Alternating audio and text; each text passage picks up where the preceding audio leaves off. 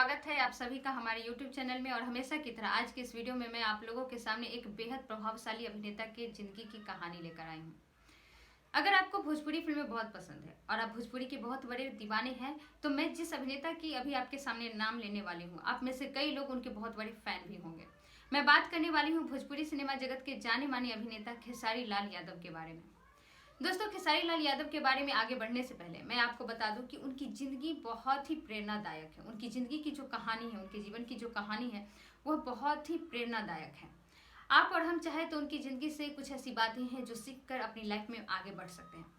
उनकी ज़िंदगी से जो हम बातें सीख सकते हैं, सबसे पहला तो यह है कि हमें किसी भी काम को छोटा या बड़ा नहीं समझना चाहिए और उस काम को करने में कभी भी शर्मिंदगी नहीं महसूस होनी चाहिए।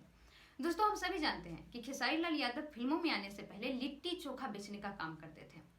तो अगर वो उस काम में शर्मिंदगी महसूस करते तो क्या वो इतना आगे बढ़ पाते? क्योंकि वह काम उनके सर्वाइवल के लिए काफ़ी ज़्यादा ज़रूरत था और उन्होंने ज़रूरत के हिसाब से अपना काम किया। तो इसलिए ज़िंदगी में कोई भी काम को छोटा या बड़ा नहीं समझना चाहिए, बशर्ते वह सिर्फ काम सही होना चाहिए। दूसरी जो सीख हमें उनकी ज़िंदगी से सीखने को मिलती है वह यह है कि अपने गोल को पाने के लिए लगातार काम करते रहो। दोस्तों, हम सभी जानते हैं कि खेसारी लाल यादव का सपना था कि वह एक सिंगर बने, और लेकिन इस सपने के बीच उनका इकोनॉमिकल जो प्रॉब्लम था वो आ रहा था। लेकिन इसके बावजूद भी उन्होंने अपने सपने को नहीं छोड़ा, वो उसके लिए लगातार काम करते रहे। तीसरी जो पॉइंट है उनकी ज़िंदगी से सीखने को मिलती है वह यह है कि हमें कभी भी कंट्रोवर्सी या फिर अफवाह से नहीं डरना चाहिए, नहीं घबराना चाहिए। दोस्तों, वैसे तो स्टार्स की लाइफ में कंट्रोवर्सी और अफवाह जो होती है वह एक आम बात हो जाती है, लेकिन खेसारी लाल यादव एक ऐसे एक्टर हैं जिनका स्टारडम उनके कंट्रोवर्सी से ही शुरू हुआ था। उन या फिर ये कहे कि आज वो जिस पोजीशन पर पहुंचे हैं या फिर वो इस फील्ड में जो आज इतना आगे कर पाए हैं वो अपनी कंट्रोवर्सी की वजह से ही कर पाए हैं। क्योंकि हम लोगों को पता है कि खेसारी लाल यादव ने जब सानिया मिर्जा के ऊपर गाना गाया था तो उसे लेकर बहुत ज़्यादा कंट्रोवर्सी हो गई थी, और इतना ही नहीं, उनको 3 दिन के लिए जेल भी जाना पड़ा था। लेकिन यही बात है कि इसके बावजूद भी जब वो जेल से निकले तो उनका लाइफ ही चेंज हो गया था। तो इसीलिए हमें कंट्रोवर्सी जो होती है उससे नहीं घबराना चाहिए, बल्कि उसमें एक पॉजिटिव थिंग को देखना चाहिए। चौथी बात जो हम उनकी लाइफ से सीख सकते हैं वह यह है कि हमें अपने गोल को पाने की जो जिद है उसे कभी भी नहीं छोड़ना चाहिए। दोस्तों, खेसारी लाल यादव की ज़िंदगी में जितनी प्रॉब्लम आई, जितने प्रॉब्लम को उन्होंने फेस किया, अगर इससे वो हार मान जाते, अपनी जो गोल को पाने की जो जिद है, उनका जो सिंगर बनने का जो जिद है, अगर वो छोड़ देते तो आज वह एक अच्छा सिंगर और अभिनेता नहीं बन पाते। तो इसीलिए हमें अपनी लाइफ में जो हमारे गोल को जो पाने की जिद है वो कभी भी नहीं छोड़ना चाहिए, क्योंकि उस जिद की वजह से हम अपने सपने तक पहुंच सकते हैं। तो दोस्तों, ये कुछ बातें थी जो हम खेसारी लाल यादव के ज़िंदगी से सीख सकते हैं, उनसे प्रेरणा ले सकते हैं और अपनी लाइफ में आगे बढ़ सकते हैं। अब आते हैं उनके लाइफ जर्नी पर कि किस तरह से खेसारी लाल यादव ने अपनी करियर की शुरुआत की और किस तरह से वो आज इस पोजीशन पर पहुंचे हैं।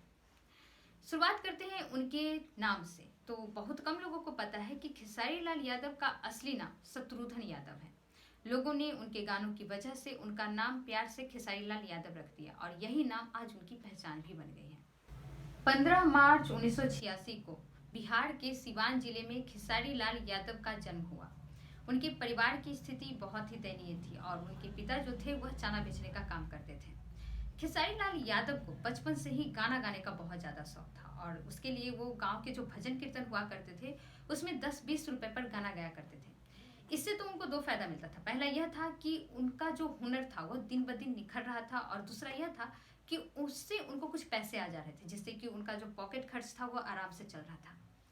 इसी तरह से गाना गाते गाते इसके बाद खेसारी लाल यादव अपने गांव से दिल्ली आ गए और वहाँ की एक फैक्ट्री में धागा कटाई का काम करने लगे। धागा कटाई से अब जो पैसे मिलते थे उससे अब उनकी ज़िंदगी जो थी वह आराम से कट रही थी।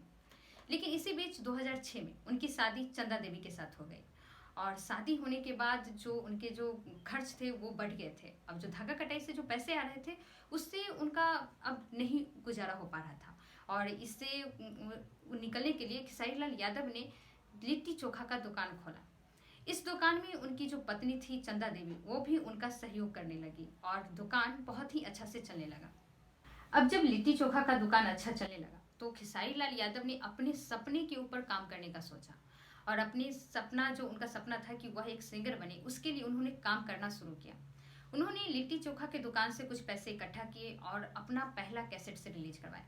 लेकिन इस कैसेट का रिस्पांस अच्छा नहीं रहा, लोगों ने इसे बिल्कुल भी पसंद नहीं किया। इसके बाद खेसारी लाल यादव ने कई सारे कैसेट बनवाए, लेकिन लोगों का जो रिएक्शन था वही रहा। लेकिन खेसारी लाल यादव ने हिम्मत नहीं हारी, वो लगातार एक के बाद एक कैसेट्स बनाते चले गए। कहते हैं ना कि अगर आप किसी चीज को शिद्दत से चाहो तो पूरी कायनात आपको उसे मिलाने में आपकी मदद करती है। वही हुआ खेसारी लाल यादव के साथ। साल 2008 में खेसारी लाल यादव ने अपना एक एल्बम निकाला जिसका नाम था माल भेटाई मेला में। इस एल्बम से उनको कुछ लोगों के बीच पहचान मिली, लोगों ने उनके गाने को सुनना पसंद किया। इससे उनके अंदर बहुत ज़्यादा कॉन्फिडेंस आ गया और इसके बाद उनका एक और गाना आया जो कि सऊदी बेस्ट था। उस गाने से उनकी पॉपुलैरिटी बहुत ज़्यादा बढ़ गई। लेकिन अभी भी सफलता जो थी वो खेसारी लाल यादव से काफ़ी दूर थी। उनको मौके की तलाश थी कि जिस मौके से वो अपनी लाइफ में अपने गोल तक पहुंच सके, और वो मौका जो है उनको बहुत जल्द ही मिला। जब खेसारी लाल यादव ने सानिया मिर्जा के ऊपर एक गाना बनाया तो उस गाने की वजह से लोगों में अभी भी उनकी पॉपुलैरिटी नहीं बढ़ी थी। लेकिन जब सानिया मिर्जा ने उनके ऊपर मानहानि का केस दर्ज किया तो वो रातों रात स्टार बन गए, क्योंकि लोगों ने उनको नेट पर सर्च करना शुरू कर दिया कि आखिर ये कौन सा बंदा है जो सानिया मिर्जा के ऊपर गाना बना करके, और सानिया मिर्जा ने उसके ऊपर मानहानि का केस दर्ज किया है। हालांकि ये बात अलग थी कि इसके बाद इस कारण से खेसारी लाल यादव को 3 दिन के लिए जेल भी जाना पड़ा। लेकिन जब खेसारी लाल यादव जेल से बाहर आए तो उनकी लाइफ जो थी वो पूरी तरह से चेंज हो गई थी। उनका जो स्टारडम था वो काफ़ी बढ़ गया था, लोग अब उनको चाहने लगे थे। उनकी जो डिमांड थी वो मार्केट में वो बढ़ गई थी, क्योंकि उनके जो गाने के जो बोल थे उसमें वो काफ़ी ही लोगों के बीच फेमस हुए थे। और यही वजह थी कि जो कंट्रोवर्सी जो उनके लाइफ में आई थी वह उनके लिए एक चेंज लेकर आई थी, और इसी कंट्रोवर्सी की वजह से खेसारी लाल यादव की जो जिंदगी थी वह पूरी तरह से बदल गई थी। अब इसके बाद खेसारी लाल यादव के पास बहुत सारी फिल्मों के ऑफर आने लगे थे। साल 2012 में फिल्म साजन चले ससुराल से खेसारी लाल यादव ने भोजपुरी फिल्म इंडस्ट्री में अपना पहला कदम रखा, और इसके बाद उन्होंने कभी भी पीछे मुड़कर नहीं देखा। इसके बाद वो लगातार एक के बाद एक हिट फिल्में करते चले गए। साल 2019 में खेसारी लाल यादव ने कलर्स टीवी के पॉपुलर शो बिग बॉस में भी पार्टिसिपेट किया। खेसारी लाल यादव ने अपने फिल्मी करियर में बहुत सारे अवार्ड्स भी जीते हैं। साल 2016 में खेसारी लाल यादव को उनकी पॉपुलैरिटी की वजह से उनको भोजपुरी के बेस्ट पॉपुलर एक्टर का अवार्ड मिला, और वहीं 2019 में फिल्म संघर्ष के लिए उनको बेस्ट एक्टर का भी अवार्ड मिला। अब उनकी बात करते हैं उनके पर्सनल लाइफ की, तो उनकी पर्सनल लाइफ बहुत ही सिंपल है। हमेशा जो पर्सनल लाइफ को लेकर कंट्रोवर्सी से दूर रहने वाले खेसारी लाल यादव की जिंदगी भी वैसे ही सिंपल है। उनकी 2006 में चंदा देवी के साथ शादी हुई और उनके आज 2 बच्चे भी हैं। चंदा देवी को लाइमलाइट में रहना पसंद नहीं, वो हमेशा लाइमलाइट से दूर रहती है। और खेसारी लाल यादव ने खुद कहा है कि उन जो चंदा देवी हैं उनके संघर्ष के दिनों में उनका बहुत साथ दी है। तो दोस्तों ये थी खेसारी लाल यादव की ज़िंदगी की कहानी, जो कि हमें बहुत ही इंस्पायर करती है।